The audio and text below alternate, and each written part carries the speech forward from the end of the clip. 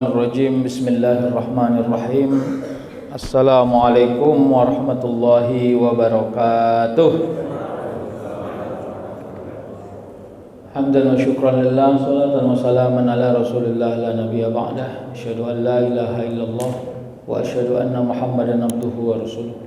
Allahumma salli ala muhammadin tibbil qulubi wa dawaiha wa afiyatil abdani wa shifaiha wa nuril absari wa diyaiha wa ala alihi wa sahbihi ajma'in. Allahumma rabbi shrah li sadri wa yassir li amri wahlul 'uqdatam min lisani yafqahu qawli. Hasbunallahu wa ni'mal wakil, ni'mal maula wa ni'man nasir, wa la haula wa la quwwata illa billahil 'aliyyil azim. Bapak Ibu yang dirahmati Allah, kekuatan manusia itu adalah kepada sangka baik, ya. Wala tahinu wala tahzanu, ya. Wa antumul a'launa in kuntum mu'minin. Itu ada di dalam surah Ali Imran 139, ya. Jangan engkau lemah dan jangan engkau bersedih, karena sesungguhnya derajatmu itu ditinggikan Allah, ya. Karena apa? Karena Allah sebutkan jika engkau menjadi orang beriman maka semua itu akan ditinggikan Allah. Nah, untuk melihat ini berenergi, ini yang berulang-ulang saya ajak. Kenapa disebut Allah tahinu, ya, sikap lemah, wala tahzanu, sedih? Karena manusia lemah, suka menunjukkan kelemahannya dan suka melemah-lemahkan dirinya. Kalau seandainya itu nggak ada di diri manusia, ngapain Allah sebut dalam Al-Quran? Gitu dia caranya, supaya lebih punya rasa membaca Al-Quran itu. Jadi dia bukan sekedar informasi. Kapan informasi itu tidak bermanfaat untuk kita? Ketika kita nggak pernah mengalaminya, maka informasi itu nggak akan ada manfaatnya untuk kita.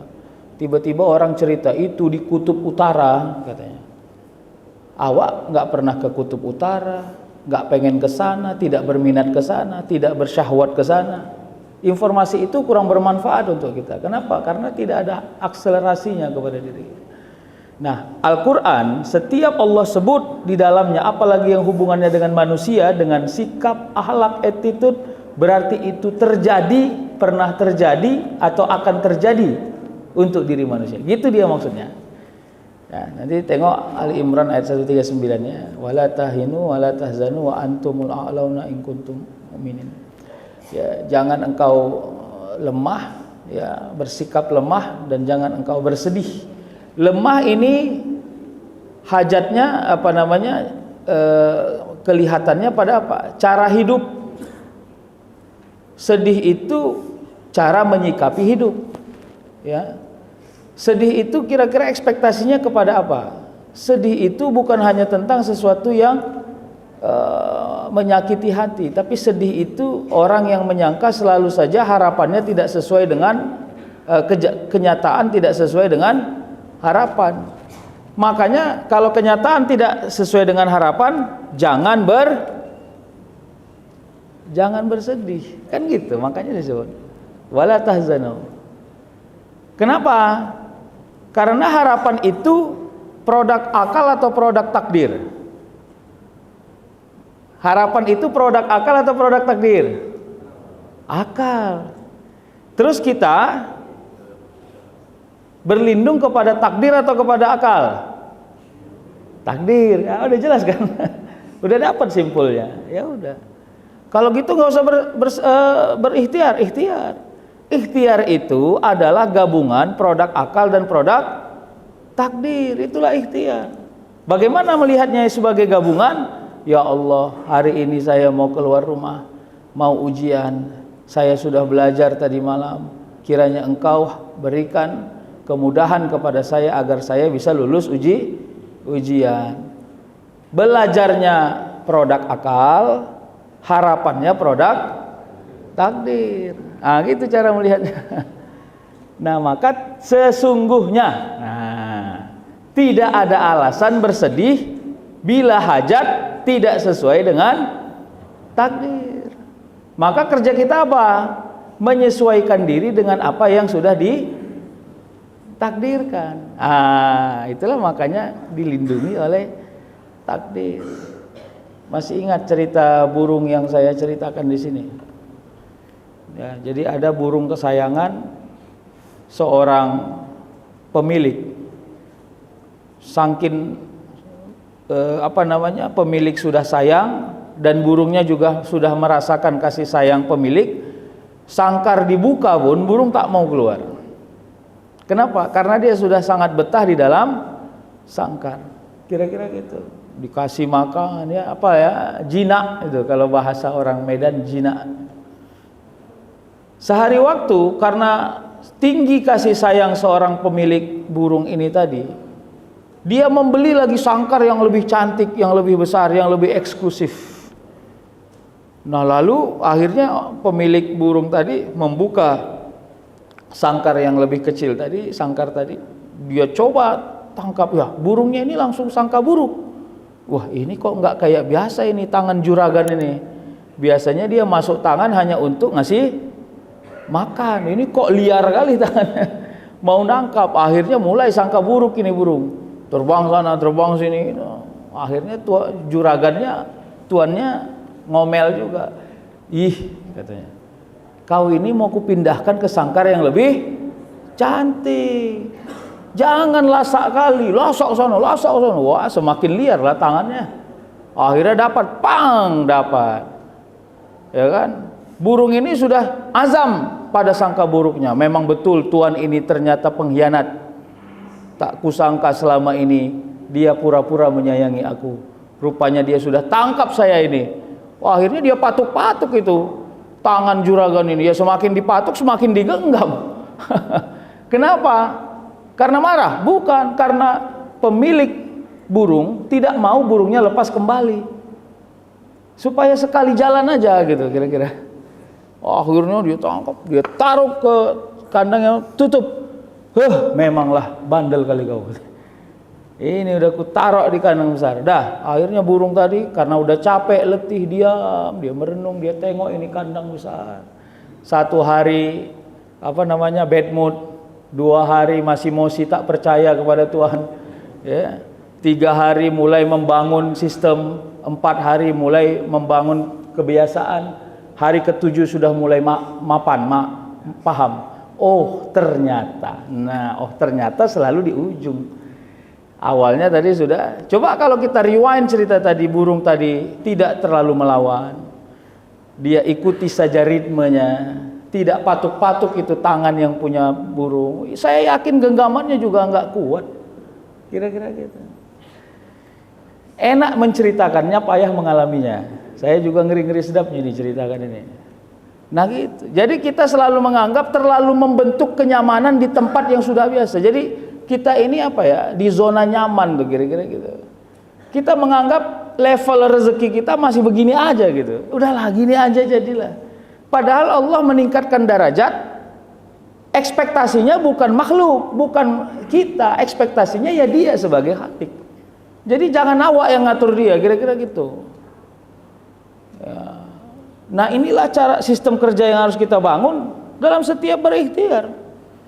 Jadi nggak salah kalau kita sebut filosofinya seperti air mengalir, karena air mengalir itu nggak pernah salah tujuan. Itu yang saya tahu tuh. Selama masih ada tempat yang paling rendah, maka dia tak akan pernah berhenti. 24 jam. Orang mukmin ikhtiarnya tidak boleh 5 jam. Ikhtiar orang mukmin tidak boleh 10 jam. Orang mukmin itu ikhtiarnya 24 jam. Karena bagi orang mukmin doa itu juga ikhtiar, sabar itu juga ikhtiar, baik sangka itu juga ikhtiar. Jangan dianggap nggak ikhtiar itu. Cuman cara kerjanya aja yang berbeda. Kalau kita bekerja, maka sistem kerja yang dibangun adalah melalui jasmani. Ya, kalau dia mencangkul, maka hasil cangkulan bisa terekam jejaknya oleh mata. Kalau dia menulis, maka hasil tulisannya bisa terakses oleh akal. Kira-kira gitu. Tapi apakah hasil cangkulannya bermanfaat? Apakah hasil tulisannya bermanfaat? Tunggu, itu sudah mulai sistem kerja yang berbeda. Ya, Allah yang kasih. Ya. Kalau dia nulis, tiba-tiba hasil tulisannya atas izin Allah disampaikan ke tangan yang membutuhkan ilmu itu. Coba bayangkan kalau sampai kepada tangan yang nggak membutuhkan ilmu itu, Dikoyaknya, dijadikannya untuk tempat jualan cabai, membungkus cabai. Itu ya. Ada kedai, dia beli buku botot kimia, ya, untuk dikoyak-koyak membungkus cabai sama kacang. Setiap orang beli seon 2 on.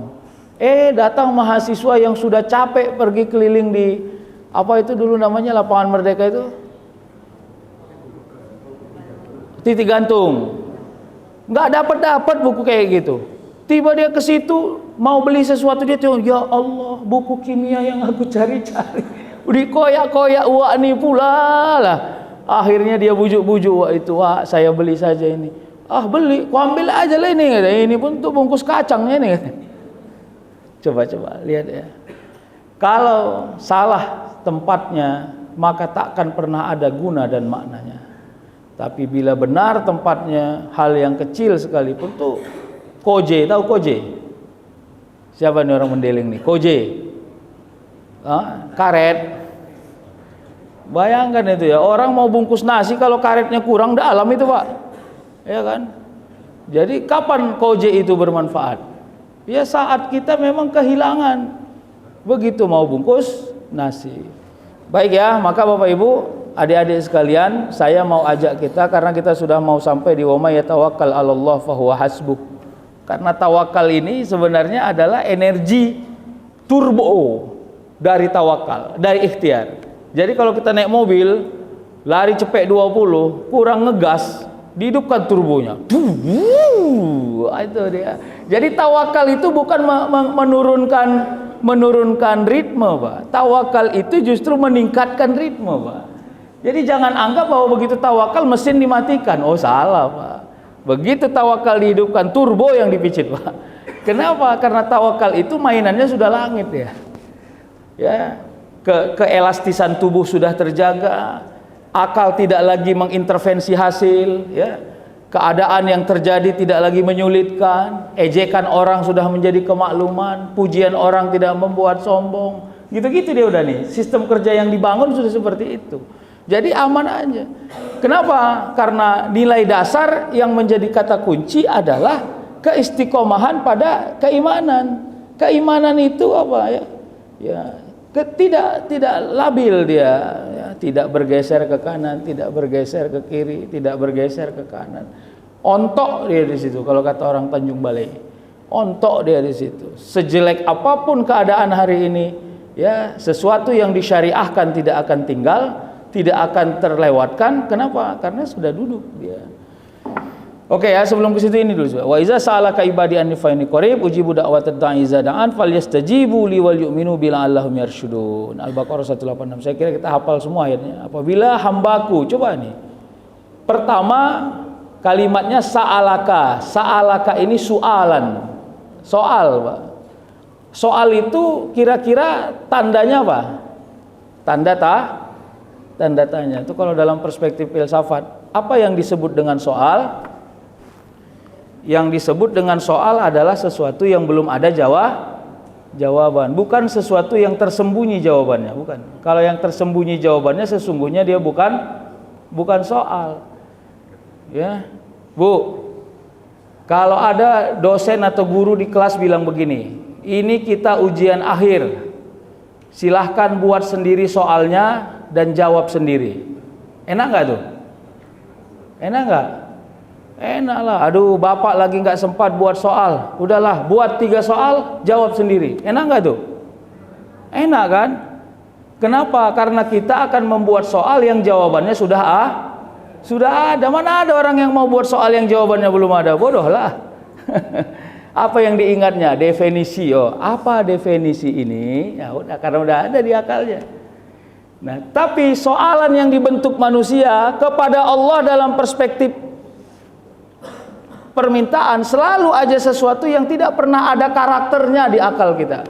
Itulah sulitnya. Makanya manusia kepada Allah dia nggak akan pernah mempertanyakan sesuatu yang sudah dia tahu. Makanya dia selalu mengintervensi dalam pertanyaan pada sesuatu yang dia nggak tahu. Ya Allah, berikanlah aku bahagia. Kenapa? Karena dia merasa belum bahagia. Itulah sulitnya kita. Maunya mintalah kebahagiaan di saat engkau sedang bahagia. Paham nggak kira-kira Pak?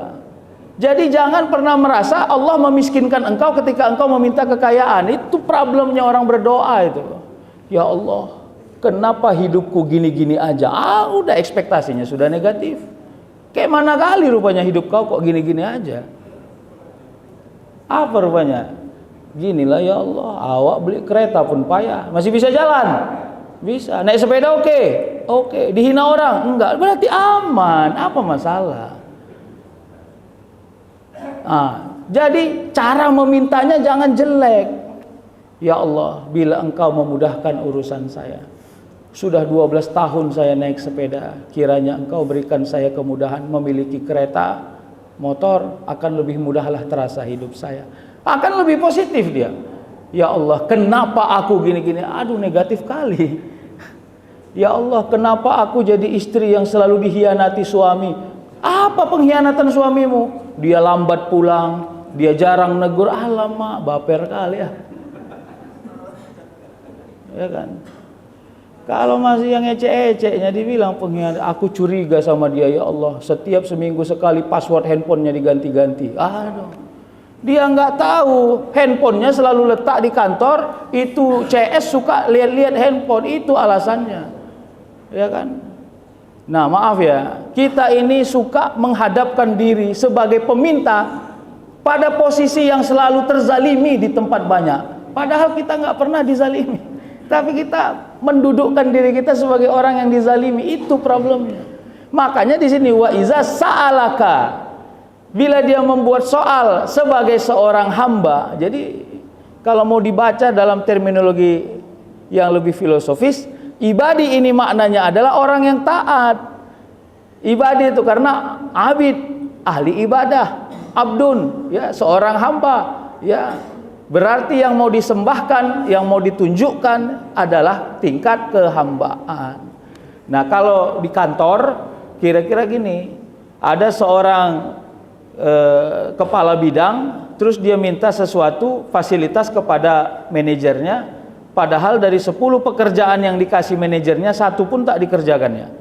Berarti dia tidak layak menjadi seorang kepala bidang. Nah, maka kalau mau dibaca ini, jika engkau ingin merasa Allah itu dekat, maka jadilah seorang hamba. Gitu dia cara membacanya, Pak. Kalau engkau ingin merasa Allah itu dekat, maka jadilah seorang hamba. Apa kira-kira tupoksinya seorang hamba? Taat. Ya, imtisalul awamir wajatinabun nawahi. Kerjakan semua perintah, tinggalkan larangan. Lalu cara kerjanya amar ma'ruf nahi mungkar. Semua yang ma'ruf kerjakan, semua yang mungkar jauhkan. Nah, inilah baru masuk kepada suasana ayat ini. Apabila hamba-hambaku bertanya, berarti pertanyaan kepadaku tentang aku, ya, maka aku ini adalah dekat. Ujibu da'watad da'i iza da'an. Aku akan mengabulkan permohonan, permintaan apabila dia meminta kepadaku. Ya, iza da'an ini, ya, apabila dia meminta kepadaku, maknanya apa? Maknanya atas dasar kehambaan yang dia miliki, maka dia meminta. Permintaan yang bagaimana? Permintaan yang tidak menghakimi. Bapak Ibu masih ingat nggak tuh doa sebagai presentasi? Masih ingat? Dia dibawa sama ibunya pergi ke supermarket. Ya, ini saya ulang-ulangi cerita ini untuk menguatkan, litakid namanya, lancar kaji karena diulang. Taulah anak cencen dibawa ke supermarket, yang dia paham hanya mainan. Diajak belanja, sudah selesai. Tiba-tiba sampai ke lorong mainan. Sampai di lorong mainan, anaknya megang satu barang. Ya, namanya anak-anak pasti senangnya pada mainan. Dia sampaikan kepada ibunya, "Ma, ini cantik ya mainannya, warnanya biru, ya bisa diangkat, bisa di ini, tidak berat." Dia presentasi ke ibunya, 4 menit dia presentasi betapa cantiknya ini mainan. Udah selesai dia presentasi betapa cantiknya ini mainan, dia taruh kembali mainan itu di tempatnya. Dia nggak minta. Kenapa dia tidak minta? Karena dia tahu jika ibuku punya uang tanpa meminta pun atas dasar kasih sayangnya tolong di underline, pasti ibuku beli. Tapi bila ibuku belum punya uang, maka atas dasar presentasi ini mudah-mudahan Allah kuatkan ingatan untuk berikutnya dia datang, dia akan membeli mainan itu. Begitu kira-kira sistem kerja. Kenapa anak itu tidak meminta? Dia tahu diri. Kalau ekspektasinya kita, atau terbalik, dia minta nggak mau mah, awak nggak mau pulang kalau nggak beli ini, nggak mau. Guling-guling dia di situ ya kan, nggak mau. Kira-kira gedeg gak ibunya? Gedeg. Akhirnya apa? Dikurangilah 1-2 belanja untuk membeli mainan itu. Tapi besok-besoknya ibunya akan bentuk opini di dalam kepalanya. Kalau saya ke supermarket lagi nggak ku ajak kau, pening aja ku buat. Apa? Jadi sistem kerja yang begini tolong dipahami. Makanya kita jangan merasa bahwa kita ini seolah terzalimi.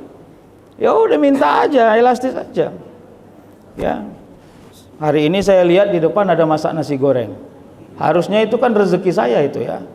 Tapi saya juga nggak yakin itu rezeki saya. Saya hanya meminta kepada Allah, kalau saya tidak duduk di sini ya Allah, adalah yang membungkuskan nasi goreng itu ya Allah. Kira-kira kan begitu. Ini kode, Pak.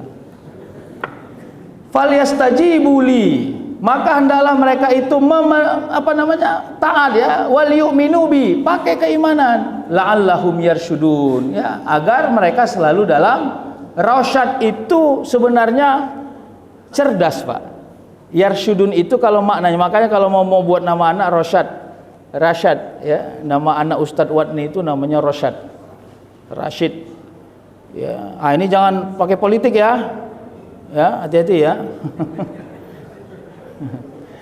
Jadi la'allahum yarsyudun, kita diminta pada tempat kebenaran itu kecerdasan manusia untuk membaca pengkabulan Allah itu bagaimana? Dia paham gini, Pak, ada nggak di sini orang yang berdoa, begitu dia minta, dia tidak mau Allah kabulkan.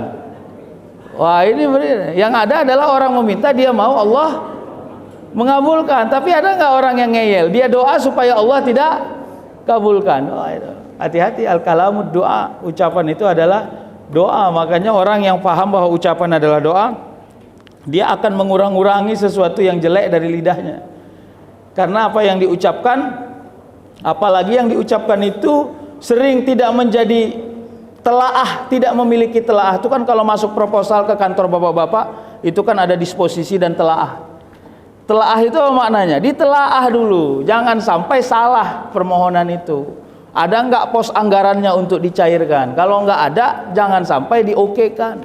Besok kebijakannya jadi salah, kira-kira gitu. Nah, telaah kita terhadap doa adalah jangan sampai yang kita minta itu adalah sesuatu yang sifatnya syahwat saja, tapi sama sekali tidak kita butuhkan untuk diri kita dan untuk keimanan kita. Ya Allah ya Tuhanku, jadikanlah saya A. Karena A itu cantik. Cantik maksudnya tempatnya cantik, ya, keberadaannya cantik. Tapi begitu kita bayang-bayangkan di dalam hati kita, waduh, kalau aku jadi A, maka bagaimana nanti anakku? Bagaimana ini? Bagaimana ini? Bagaimana ini? Bagaimana ini? Akhirnya dia revisi doanya. Bagaimana merevisi doa? Ya Allah ya Tuhanku, apa yang terbaik bagi diriku mudahkanlah. Yang tidak baik bagi diriku jauhkanlah. Keluar surat dari kantornya, siapa yang mau dipromosikan menjadi kepala kantor wilayah, tapi tempatnya di Kalimantan ujung. Wah, itu kalau nengok gaji dia hitung-hitung tuh gajinya 200% kali lipat, ya kan? Tapi begitu anaknya pulang sekolah, ya disampaikan anaknya, ayah mau kemana lagi? Gitu. Tersentuh hatinya, waduh. Ternyata mana pilihannya ini? Ya, pilihan ada di rumah dengan anak-anak yang menunggu, atau pilihannya pergi ke Kalimantan yang mungkin jumpa sama anak setengah tahun sekali. Akhirnya mulai merevisi doa. Ngeri, Pak. Kelihatannya kita kalah, tapi dimenangkan Allah dalam banyak keadaan. Kalau cara melihatnya tidak ansih komersil. Kalau masih melihatnya komersil, maka kita akan terlihat seperti orang yang punya kepentingan pribadi, tidak punya kepentingan orang-orang di sekitar kita. Hati-hati ya, yang saya sampaikan ini bukan membuat bapak-bapak tidak memilih sesuatu yang membangkitkan energi ekonomi, bukan. Yang saya sebutkan ini, ya, kuatkan dan tajamkan semua analisis agar apapun pilihanmu, kalau dia tetap mengurangi hak orang yang ada di sekelilingmu, tapi tidak sampai menzaliminya. Nah, itu kira-kira. Ya, kadang-kadang kan kita terlalu kasar ya. Jadi manusia. Apa yang gak ku berikan sama kalian? Uang. Itu kakak sebulan ayah kasih 3 juta kan? Kurang itu. Gitu. Kalimat-kalimat itu yang menjadi senjata sama kita. Padahal ini gak gitu cara melihatnya. Cara melihatnya adalah ngobrol juga itu rezeki, ketemu juga itu rezeki, gitu toh. Ya, bertukar pikiran itu juga rezeki. Dan saya yakin itu sebagai bagian dari kekuatan untuk membentuk karakter keluarga yang sakinah itu tadi. Ya, makanya pilihannya ada di kita, Pak. Ya, tergantung. Kalau saya sih level umur, ya, karena Rasul 40 tahun dia sudah mulai diberi amanah menjadi seorang Muhammad menjadi seorang rasul, maka dia menggeser sistem kerja kehidupannya. Kalaupun dia membangun sistem untuk ekspansi dengan para sahabat, tapi ekspansi yang dia bangun itu tetap untuk menguatkan dakwah ilahiyah, tauhid, mengesahkan Allah Subhanahu wa taala. Ya, kan sampai Rasul berulang-ulang marah kepada para sahabat yang selalu gembira setiap ada peperangan. Kenapa? Karena yang mau dicari adalah harta ghanimah. Ya. Jangan, itu niatnya nggak lurus gitu. Walaupun harta ghanimah itu adalah hasil dari jihadnya. Nah, ya, akhirnya Allah kasih ujian toh, kalah di perang Uhud misalnya, kan kira-kira gitu. Kenapa? Karena itu tadi ekspektasinya sudah mulai buyar, Pak. Kita ini terkesima dengan sesuatu yang sebenarnya sesuatu itu tidak menjadi harapan yang paling abadi. Ya. Mana pilih? Ini adik-adik, mau punya duit atau enggak punya duit? Hah? Bilang sama Ustadz, pertanyaan Ustadz itu salah, bilang. Baik ya. Tapi ingat, level berikutnya setelah punya duit, duit itu mau jadi apa? Itu yang payah, Pak, jawabnya, Pak. Payah, Pak. Serius. Kadang-kadang ada orang, ya, kalau punya duit nggak nampak dia di rumah. Kalau nggak punya duit di rumah aja kerjanya, nggak keluar-keluar. Nah, akhirnya anaknya bilang, ya Allah, enak kali kalau ayah di rumah aja, ya Allah. Akhirnya ayahnya nggak punya duit. Kenapa? Karena begitu ayahnya punya duit nggak pernah di rumah. Hati-hati, Pak. Makanya kalau punya duit tetap di rumah supaya doanya nggak bergeser. Sedikit lagi. Wa may yatawakkal ya. Maka kata Allah, siapa orang-orang yang bertawakal kepada Allah, maka semuanya akan menjadi kemudahannya. Tawakal itu kombinasi energi langit dan bumi. Bagaimana dia disebut dengan kombinasi? Karena orang yang tawakal itu sistem kerjanya di atas ini maknanya Allah ya, bukan berarti Allah bertempat di atas, bukan. Tapi yang membentuk karakternya di sini, di akal manusia. Makanya dia harus kombinasi, Pak. Ini gimana ya? Seorang pedagang baju di Petisah, datang pembeli yang resek. Tahu pembeli yang resek, Pak? Udah dia yang sok kaya, dia yang nawar-nawar, dia yang suruh ambil barang, kan banyak tuh. Coba itu ambil, naik anggota. Salah rupanya, udah naikkan lagi. Itu coba itu. Wah, itu kan pening awak tuh, Pak, jadi pedagang, Pak. Aku jujur aja nih, Pak, kalau ini kainnya nggak cocok, aku balikkan ini ya. Ya gitu-gitu, ngancam-ngancam. Ya kan? Ada nggak tuh ya? Saya juga merasakan walaupun saya nggak pedagang, saya paham itu bagaimana gedeknya seorang pedagang ketemu sama konsumen kayak gitu. Kira-kira gitu. Akhirnya apa? Dia bentuk karakter. Ya Allah, saya hilangkan harap ini orang membeli karena gedek saya nengoknya. Nggak apa-apa lah, anggap saja dia ini menguji tingkat kefahaman saya terhadap jualan yang saya miliki. Ya, seolah-olah ujian. Tahu nggak? Masih ingat nggak ini harga berapa? Ini kain apa? Ini harga berapa? Ini kain berapa? Udah, akhirnya dia legowo aja gitu. Karena dia legowo, jawabnya nggak ketus, padahal yang beli ketus, dia tetap landai aja. Udahlah bang, nggak aku belilah bang. Kayaknya nggak bagus kainnya. Ya udahlah Pak, nggak apa-apa. Akhirnya mantap juga. Berubah dia.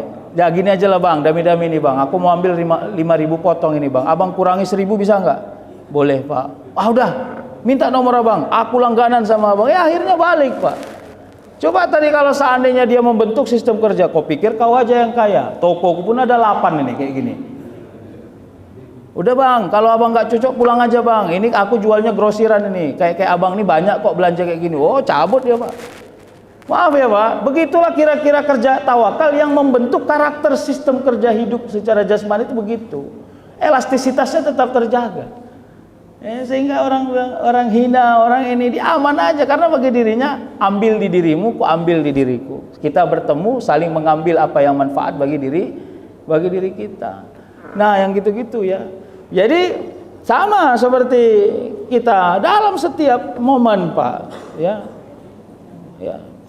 Karena yang menjadi bos adalah kawannya, maka dia berharap dia menjadi pejabat. Rupanya nggak dipilih jadi pejabat, merajuk, marah, percuma aku berkawan samamu 20 tahun. Nggak usah Pak. Kenapa? Wallahi, serius. Kadang-kadang Allah memperhatikan kita jauh daripada prediksi yang kita sangka tentang keterjagaan kita, bukan pada hari ini Pak, pada hari di kemudian, di mana engkau nggak faham. Ya, maaf ya, saya kalau cerita ini ngeri-ngeri sedap saya. Ya, kadang-kadang kasus yang tahun 2012 diangkat lagi tahun 2023. Padahal waktu udah nyangkol-nyangkol dia di kebun sana. Maaf ya Pak, maaf ya. Jadi jangan ya. Saya ingin ajak kita, ya Allah, wallahi, ya jelek hari ini terasa apa yang kau hadirkan, tapi tak yakin aku jelek untuk di kemudian hari. Bismillahi tawakkaltu ala Allah, la haula wala quwata illa billahil aliyil azim. Saya punya hajat karena saya kau beri akal, tapi akal yang membentuk hajat ini tak akan pernah menghilangkan rasa baik sangka saya kepada engkau sebagai pemilik takdir ya Allah. Kalau saya nggak bisa masuk di ruang A, saya akan bekerja di ruang B. Kalau ruang B juga tidak cukup untuk memberi kebaikan kepada saya cari jalan-jalan lain. Karena itu bagian dari ikhtiar. Bisa nggak kayak gitu? Ya, tahu ibu-ibu, ini saya kasih tahu ya. Kenapa ada suami-suami terpaksa mengambil jabatan yang dia nggak suka? Karena bininya sih ngomong gitu aja. Kapan abang jadi pejabat? Kapan abang jadi pejabat? Ya, nggak ada di sini. Muhajirin aman. Saya mau cerita yang lain. Padahal suaminya sudah jadi orang yang, ya Allah, saya tidak khawatir kalau saya ambil ini nanti tidak kuat elastisitas saya.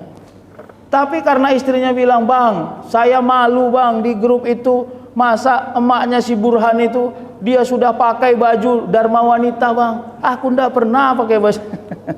Maaf ya. Nah, elastisnya dijaga saja. Mungkin suamimu tidak dijadikan Allah orang yang terkenal, tapi dia sangat bertanggung jawab pada kehidupan. Jadi pejabat bonus, nggak jadi pejabat nikmat. Kenapa? Karena esensinya kalau lapar makan, kalau ngantuk tidur. Kan itu esensinya, nggak ada yang lain Pak. Apa esensinya? Akhirnya dia bilang, ya udahlah dek, abang kayaknya tak cocok jadi pejabat ini. Ada tabungan kita di situ. Ada berapa? Limpul ya, beli tanah aja lah sehektar yuk. Beli tanah sehektar, ngebun ya kan, capek ngurusnya. Tanah yang samping dijual sama yang punya, beli lagi sehektar. Awalnya biniknya marah, rupanya sudah 78 hektar tanahnya hanya gara-gara gitu. Maaf ya Pak, begitu cara Allah membentuk subsidi silang. Kenapa? Dibuat Allah kita kelihatannya terzalimi, tapi tetap dijalankan dengan baik sangka. Dibuat Allah plan B, plan C, plan D hidup. Akhirnya Allah mudahkan urusan di situ. Tidak perlu bertanggung jawab pada hal-hal yang tidak pas. Allah karakterkan, Allah bentuk karakternya di situ. Jadi kajiannya sangat futurolog Pak. Jadi jangan membaca takdir hanya hari ini. Itulah problem kita. Kita hanya membaca takdir hari ini. Padahal apa yang terjadi hari ini, kegiatan kekuatannya adalah di kemudian hari. Udahlah ya, segitu aja. Terima kasih Bapak Ibu. Nasi goreng sudah mulai dingin ya. Kamu ada tanya jawab? Udahlah ya, saya kira nggak usah ada tanya jawab dulu ya. Terima kasih Pak. Saya mohon izin hari ini kepada Pak Darwin. Saya hari ini langsung Pak, karena saya harus langsung berangkat ke Perbaungan.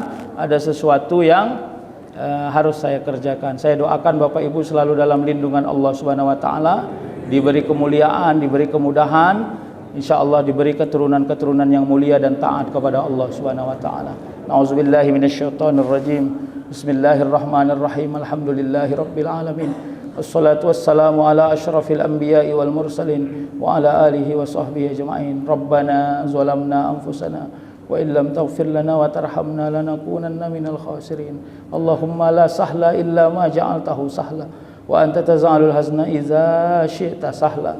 Sahhil lana ya Allah, sahhil lana ya Rahman, sahhil lana umurana fid dini wad dunya wal akhirah ya arhamar rahimin. Allahumma ajirna wa ahlana minan nar, Allahumma ajirna wa ahlana minan nar, Allahumma ajirna wa ahlana minan nar ya mujibas sa'ilin. Rabbana hab lana min azwajina wa zurriyyatina qurrata a'yun waj'alna lil muttaqina imama.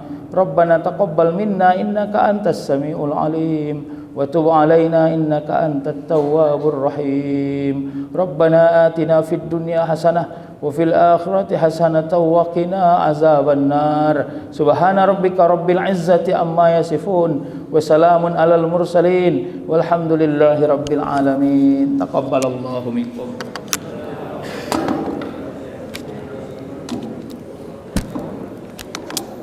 Allah. Ya.